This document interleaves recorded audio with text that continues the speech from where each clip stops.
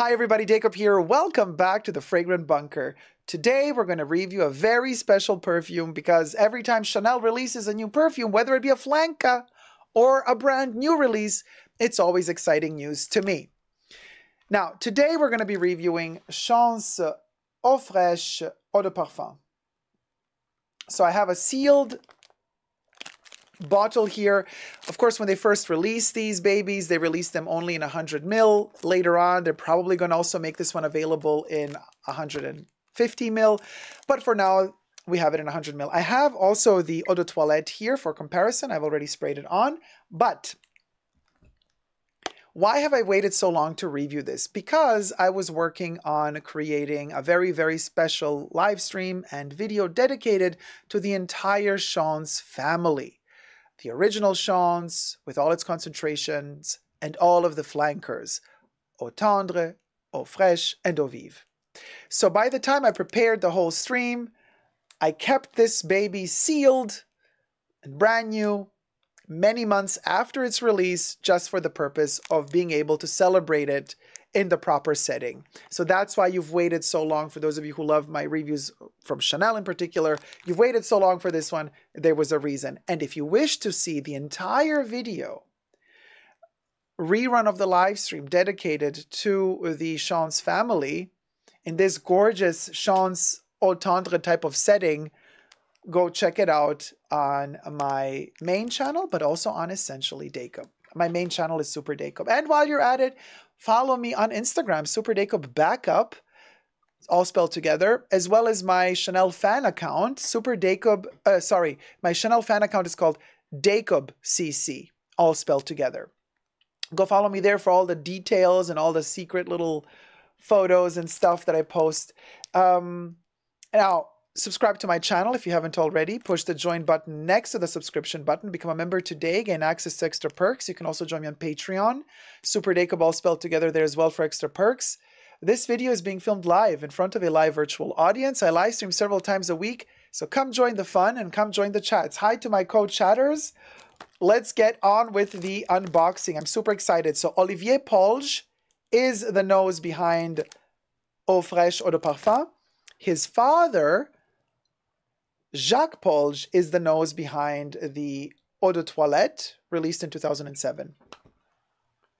So almost 20 years later, it took a minute to get to the Eau de Parfum. I wonder when they're going to release finally the Eau de Parfum for Eau Vive. I can't wait because I love Eau Vive as well. So let me delicately peel the foliage off. Boy, this is stuck there so intensely. Hold on. I'm gonna need to use my little sizzlets. Thumb up the video, by the way, you guys. My gosh, they glued this like there's no tomorrow. No, it still doesn't want to. All right, because I leave the foliage on to protect the cardboard. I love, love, love this pearlescent pinky vibe. This general pinky, lilac-y, pearlescent color is what inspired me to do this backdrop as well. So, just saying. The birth of a perfume, witnessing it live. Oh. Ooh, this is green. And because it's green, the greens, okay, if I tilt it at an angle, you get to see it a little bit better. But it's so green that when it's kind of frontal, it disappears in the green screen. But it's way more green than the Eau de Toilette. I mean, when I tilt them, look at that. Look at the difference, you guys. This one is almost like transparent. This one is way more green. So the color is very different. Of course, all the Eau de Parfums have the metal lid, and the Eau de Toilettes have the kind of frosted plastic, not glass lid. So there's that. Now, I've sprayed the Eau de Toilette here. So I've saved this spot without any perfume on it for the Eau de Parfum.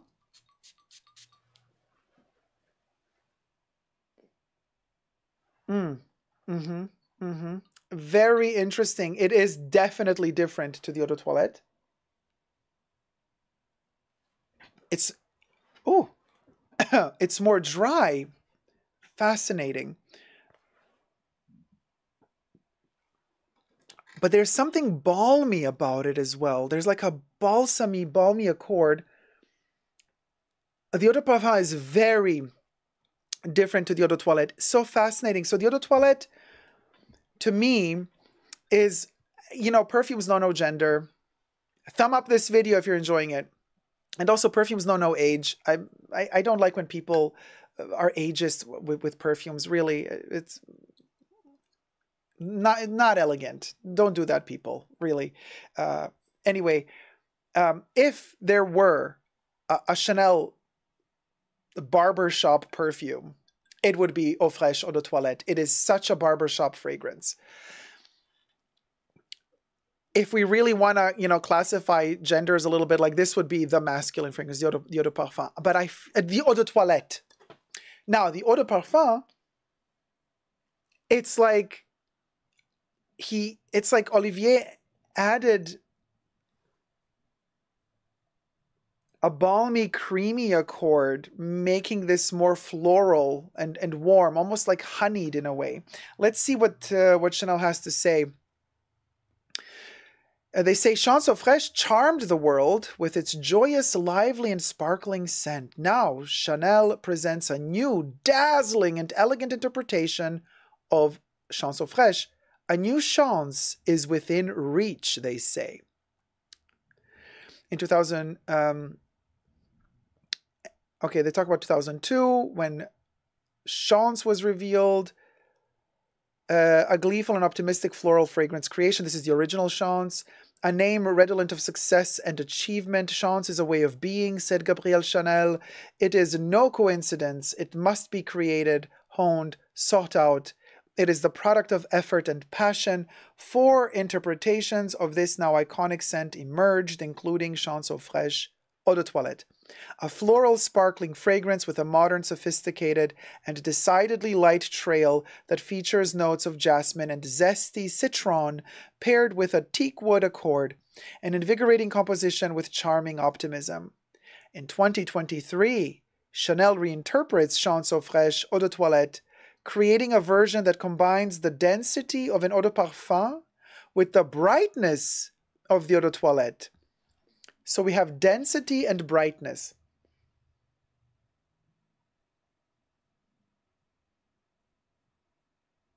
Very fascinating. It's palpable. You can...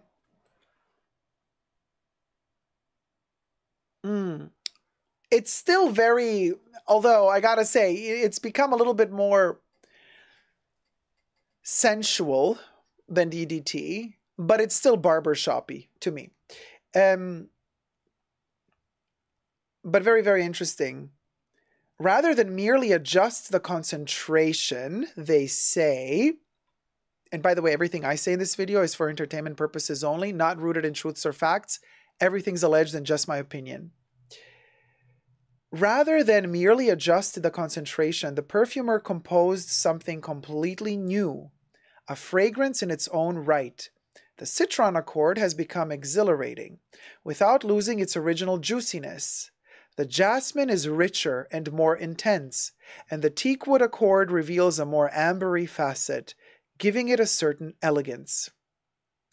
Olivier Polge, Chanel in-house parfumeur créateur.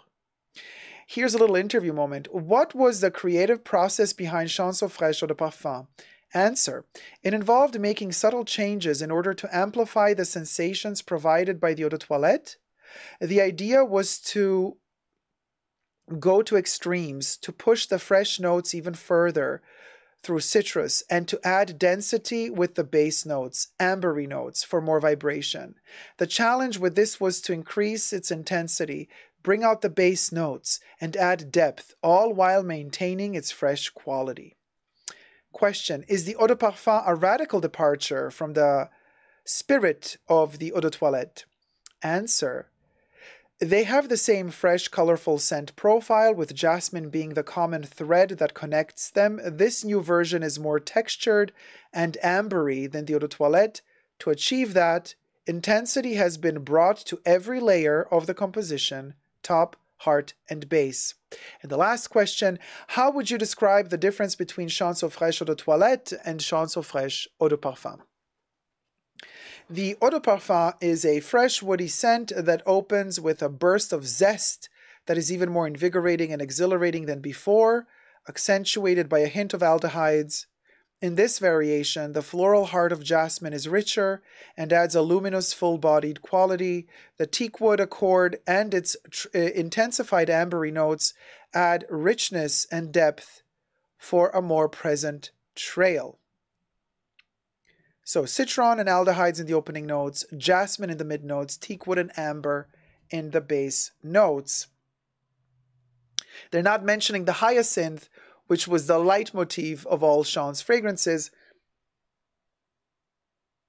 Hyacinth does have a tendency of drying and making a perfume smell cool. I always say, remember the beautiful, cold soul nature of Cristal Eau de Toilette by Chanel. The magic of Cristal Eau de Toilette is the hyacinth. They're not listing hyacinth as an ingredient in the Eau de Parfum. And I wonder, basically, if the lack of hyacinth is what makes the Eau de Parfum feel warmer. It's still quite soapy. The aldehydes are bursting and sparkling in there, for sure. I mean, like all Chanel perfumes, especially the Chance range.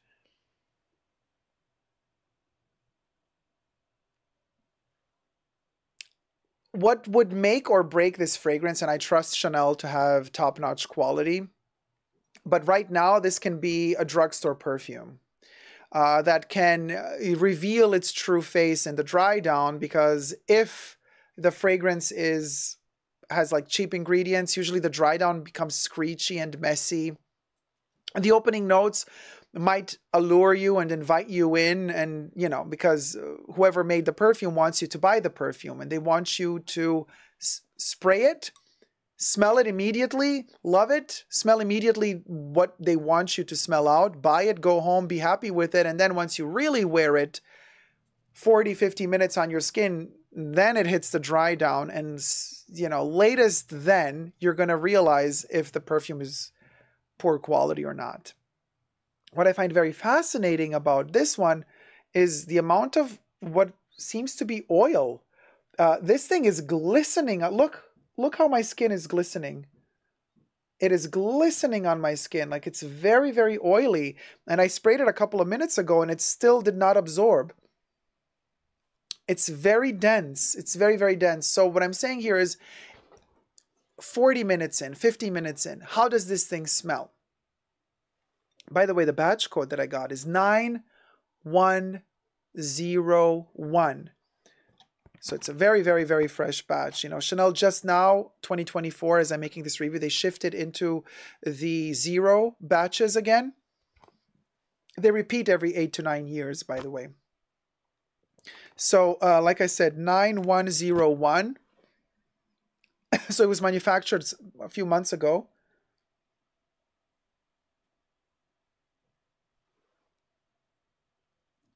It's confusing me because I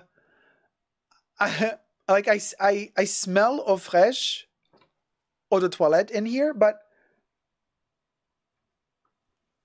it's amped up, it's warmed up, and I wonder if Olivier tried to play a similar game like he did here with Eau Tendre, because Jacques Polge created Chance Eau Tendre Eau de Toilette, and then many years later, Olivier took the reins at Chanel, the son of Jacques, and he released the Eau de Parfum concentration of the flanker Eau Tendre. Much more popular and successful in the Eau de Parfum concentration than in the Eau de Toilette concentration, even though the Eau de Toilette was also super popular. But what he did here with the Eau de Parfum, and whenever we hit the Eau de Parfum, we get metal stoppers instead of plastic stoppers. So that's also a way that you can see from the stopper what concentration it is unless somebody doesn't swap the stoppers. If somebody swaps the stoppers, you can still see from the little neck of the bottle, if it's silver, it's eau de toilette. If it's gold, it's eau de parfum. So even if this is missing, the ring is silver and the little neck is gold, it's eau de parfum. If the ring is silver, neck silver, it's an eau de toilette. Unless Chanel decides to change their style. That can also happen. Now, with Eau Tendre Eau de Parfum, it was clear that a huge dose of rose would be added to the heart of the fragrance, which was not dominant and not present in the Eau de Toilette. So it's a very, very, very clear shift and change between concentrations. And it does round off Eau Tendre masterfully. The Eau de Parfum is just delicious to die for. Here, Olivier is not telling us, hey, you guys, I added a brand new ingredient, because we have the jasmine. I'm looking at the notes here. We have the jasmine in the predecessor Eau de Toilette, and we do have the jasmine in the Eau de Parfum.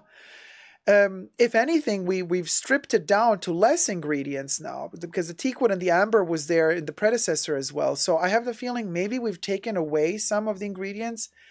And like Olivier is giving us the hints in the interview by saying, yeah, I just amped up what was there, what I liked.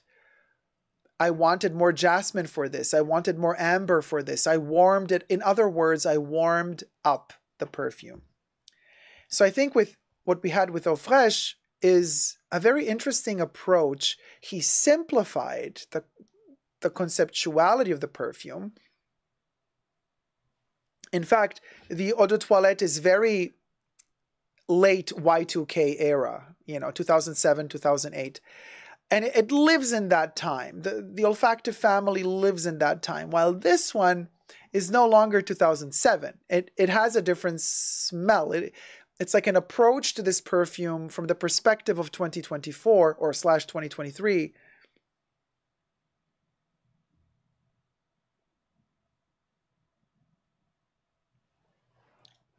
It's not bad. There's a smidge of powderiness there. I can sense the jasmine amping up together with the amber.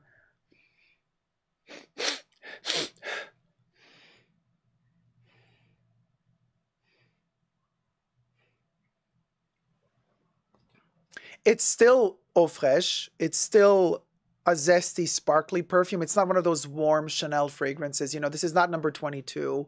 This is not Coromandel. This doesn't go into those luscious, creamy, ambrosial vibes. This one stays somewhat, citrusy, peppery throughout, even though it does warm up with that kind of cedar, teakwood accord. Definitely the jasmine is visible here, or smellable, and the aldehydes add such a soapiness to it. It's a clean, soapy aldehyde. Aldehydes can go either way. Usually, the classic aldehyde that we know is the soapy, clean accord, and you can kind of overdose it or underplay it or switch it in a different direction a little bit. But Chanel is famous for the aldehydes. Every Chanel perfume starts with an aldehyde, and this one is a very soapy, clean aldehyde.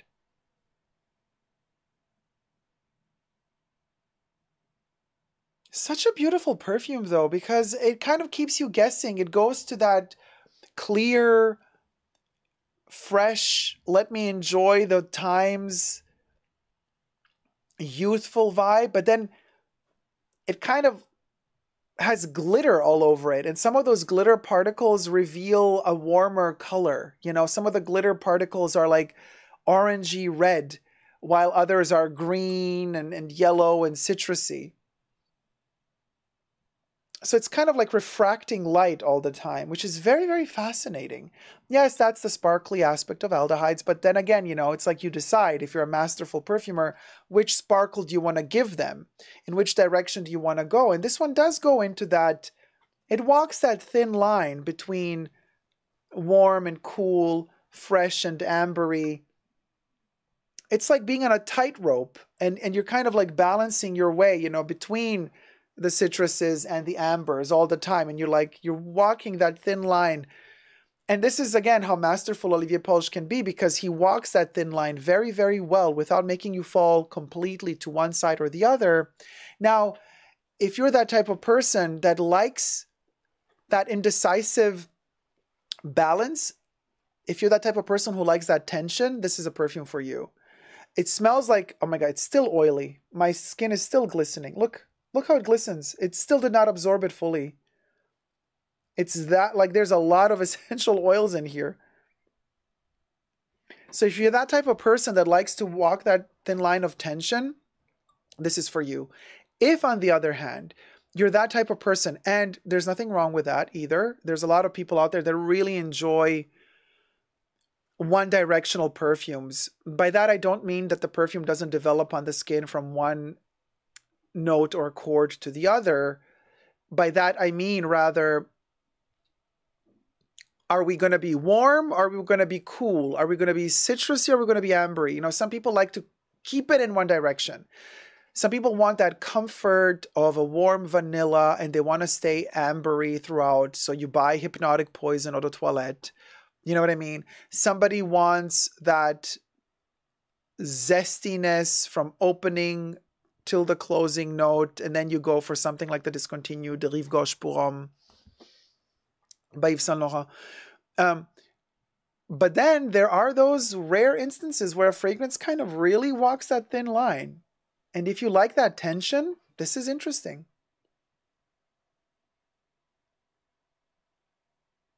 Oh, it's becoming more and more flowery as it's drying down. It's amber jasmine, yeah.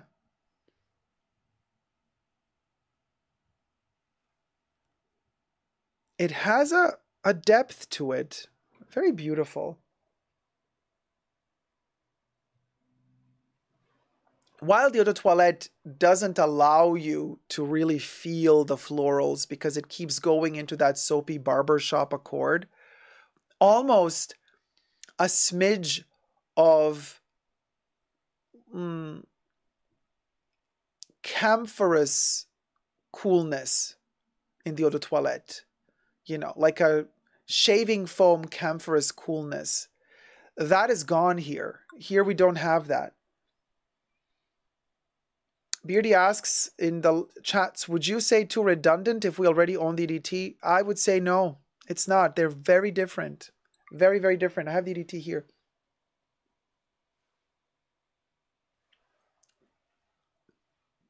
Same DNA, but they go on different journeys. You know, it's like they start off in the same spot, and then one goes here, one goes there. One goes to the barber, and the other one, the EDT goes to the barber, and the EDP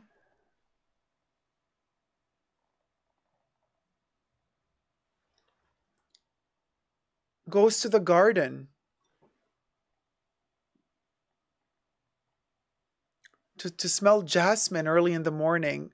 Oh yeah, I'm seeing it now. There's a early morning vibes going on with this one. It's like it's still dark outside. It's like you still don't see the sun in the sky. But the earth has turned enough so that it's not fully pitch dark black outside, but it's becoming gray and pale, pale blue. But the sun isn't on the horizon yet. That's the vibe this is giving me. Jasmine garden right before we see the first smidge of sun poking out on the horizon. It's not out yet, the sun, but it's not black outside anymore. And there's a promise of warmth. So oh, that's it. It's like a cool end of the night. But the jasmine is promising us a warm day coming up ahead. So it's a cool accord with warmth edging on towards us And it's a very reassuring smell. It's comforting, it's soothing. It's not warm. You know, it's not one of those vanilla fragrances. This one doesn't have any vanilla in it. Well, not that I know of. Depends how you want to play with your amber accord. I mean, you could put vanilla in it.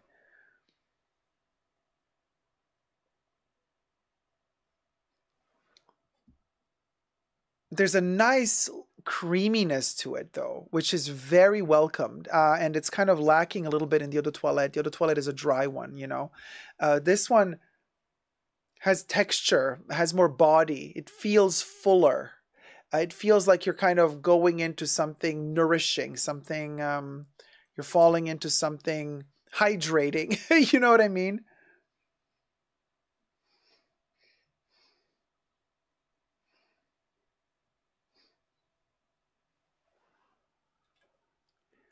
Is it the best Chanel perfume? No, by no means. This thing is not so memorable to say, oh,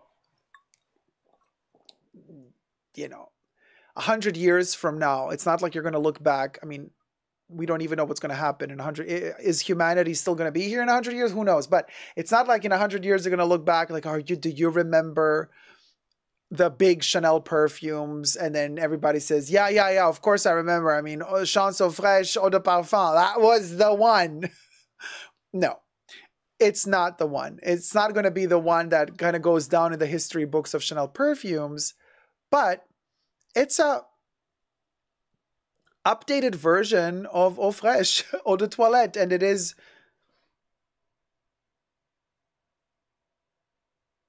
simple,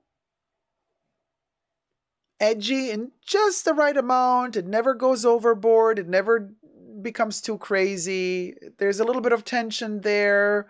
Keeps you perky, keeps you zesty, but it does not, you know, it's not Le Lion de Chanel. It's not Coromandel. It's not going to, it's not Bois des Îles. It's not going to, it's not number 5. It's not going to change history. Okay. This one has a very specific place in history, has a very specific part to play. It's a solid release. Could be cheaper because if you think about it, if you compare this Eau de Parfum by Chanel to, let's say, Chanel number 5 Eau de Parfum, or even the OG Chance Eau de Parfum or Allure Eau de Parfum,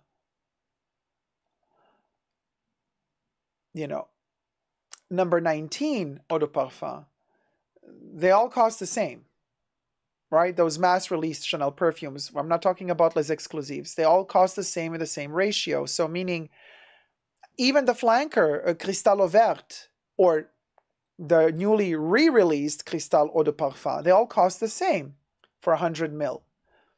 Now, if I have the budget to spend, to shell out, what, 160 bucks, $180, how, you know, for 100 ml Eau de Parfum Chanel, I would not go for Chance Fraîche. Like, this is the one that you buy once you've had the other ones. But if I'm on a budget and I have to choose one Eau de Parfum by Chanel, mass released, this is not top of the list. This is at the bottom of the list. This is the one that you get if you really want that extra something because you already have it all from Chanel. Unless, of course, you're a huge fan of Eau Fraiche. If that's your favorite Chanel perfume, then yes, by all means, I recommend getting the Eau de Parfum on top of the Eau de Toilette because they are different enough to warrant having both. If you are a Chanel lover of their more classic fragrances, then I would spend that money on their classic Eau de Parfums rather than this. Because it's the same amount of money and this is really expensive. So for the fact that this is Eau Fraiche, they should have priced this, yeah, at least 50 bucks lower than, let's say, Chanel number 5 Eau de Parfum. You know what I mean? Like, you can't really compare the two. But it is beautiful, though. You know, the quality is good now that it's kind of drying down. The oil, it's still oily on the, look at the glistening. Look, see it there? How it reflects the light because it's still oily. It still shines on my skin. The quality is there. It's substantial. It is beautiful. But It's up to you to decide whether or not a flanker new concentration is worth all that money. I'm glad I have it in my collection, but you know, I love Chanel, so of course a new flanker comes out, a new concentration comes out, I will always buy it. And then I'll review it. And in fact, I'm not sponsored. I bought this bottle myself. So everything I say in this video is for entertainment purposes only, not rooted in truths or facts. Everything's alleged in just my opinion. And it is my opinion that this thing is a solid release, good quality ingredients, but not memorable to say, well, this is the Chanel perfume, the be-all, end-all to change all perfumes of all time. No. But it's a beautifully reassuring perfume about balance. It tells a story of balance between cool and warm. It tells a story of balance, keeping your sanity, especially after 3 years of lockdowns and the craziness we had to go through. So there's that in here as well in the history of this perfume. So from that point of view, this one is not going to, maybe, you know, maybe books will not be written about it, but it's going to have its own little niche, you know, it's going to have its own little chapter. And that chapter is being written right now as we are reviewing it right now. Hopefully this video will stay for posterity, for if people ever in the future want to see it. Interesting also how time specific this is. The makeup that I have on today, by the way, is the current collection of Chanel makeup from their boutique exclusive range, the mermaid spring vibes, you know, with coral treasure, rivage, eye quads, lumière de l'océan, the ocean lights as well, highlighter, blue abyss, stylo yeux. So it's a whole vibe, you know what I mean? The 2024, what can I tell you? Yes, this was released in August of 2023, but it's still the newest, as of now, the newest launch for Chanel, from Chanel. Comète is coming soon, but that's a Les Exclusives fragrance. And yes, it has been secretly already released in Paris before anywhere else. But I'm really looking forward to trying out Comète, which is not a flanker, but a brand new launch. But there you go. From their mass releases, we got ourselves a new concentration of the flanker Chance Eau Fraiche.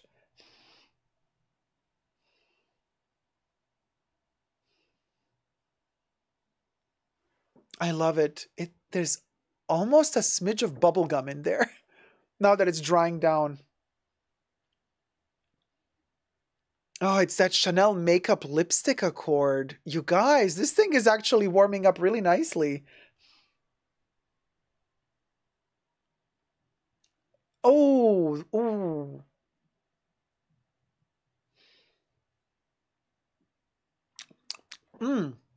This is turning really, really nice. It's warming up. The amber turns it into kind of like a lipstick accord a little bit. Beautiful. Loves it. For whatever it's worth, who knows how long they're going to keep it in this formulation, but I'm seeing how oily it is on the skin, so it's still definitely, like I said, batch code 9101. I'm glad I bought it when I did, before the next price increase, you know, IYKYK. So there you have it. I would recommend it if you are a fan of all things Chanel. I would also recommend it if you're a fan of the citrusy side, the barber shoppy side. I would also recommend it if you're a fan of tension between warm and cool. But if you're on a budget and you got to choose between one of the classics and this from Chanel, then I would not recommend it. Then I would go first for the classics because they cost the same, so might as well. Not including Les Exclusives, obviously.